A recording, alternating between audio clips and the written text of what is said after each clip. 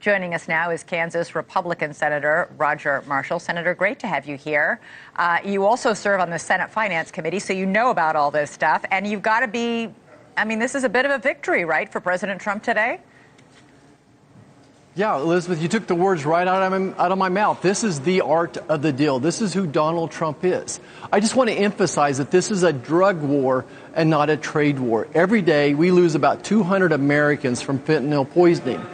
We lose more Americans every year from fentanyl poisoning than we did during the entire Vietnam War. So to President Trump, this is very serious. It's good to see Mexico and Canada both step up to the plate and say, we're going to be responsible for our side of the border.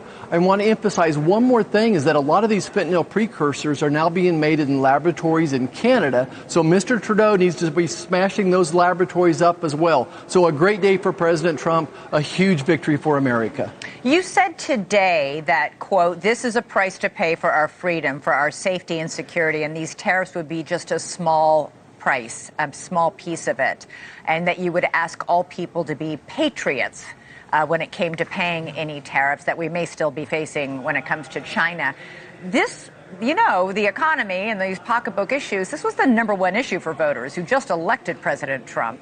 And officials with the Federal Reserve warned today that it's American customers who will pay any tariff. What do you say to that?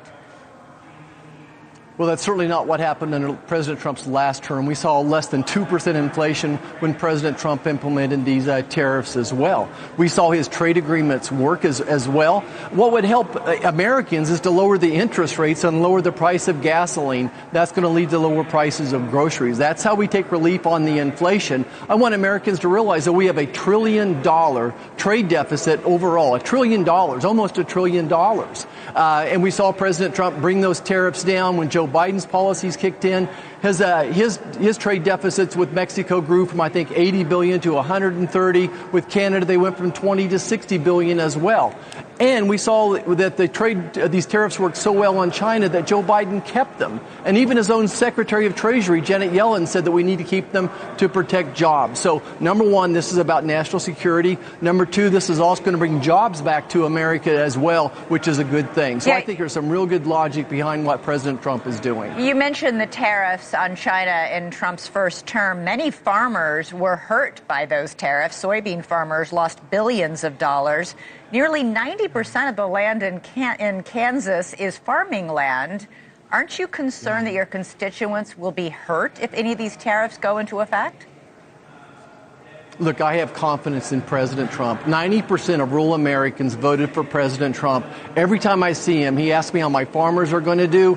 And when we had this discussion a couple of weeks ago, he reminded me that during the situation described, he took part of that tariff money on China, gave $28 billion to farmers. So he's going to do everything he can to make sure farmers are taken care of. The #1 thing he could do for farmers right now is lower interest rate. That's what's killing the American farmer right now, are interest rates.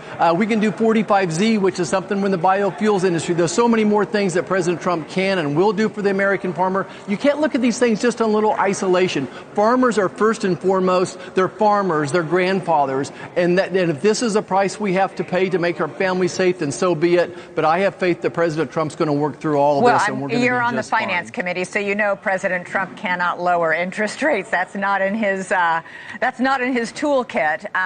But it's interesting. You talk about the fact that this is a war on drugs, not a trade war, and no one disputes that the fentanyl is coming in from Mexico. More than 45,000 pounds of fentanyl was seized on the southern border in the last 2 years, but just 45 pounds were seized along the Canadian border. So I'm not exactly clear why Canada is being treated as an equal offender with Mexico.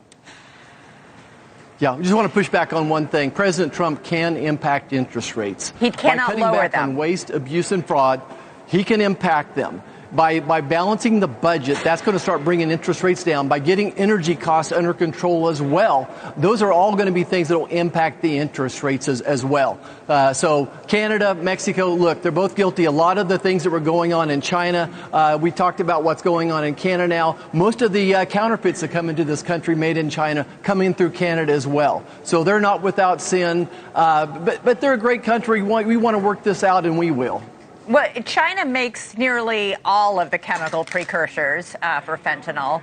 Why are they only getting 10% tariffs, whereas Canada got 25%, the threat of 25%? Well, yeah. So we already had a 25% tariff on China, 7 to 25%. So this is a 10% addition. I think President Trump wanted to get Canada's attention.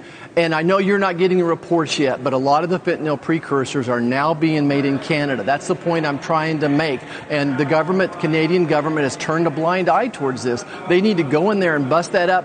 Canada said all the right things today. They declared the cartel as terrorists. So I'm expecting Canada to step up their game as well and be a good neighbor to us. All right, so President Trump threatened these tariffs on Saturday. This morning we had Mexico say, Uncle, here we'll put 10,000 troops on the border. Moments ago we had Canada say, okay, you got a deal.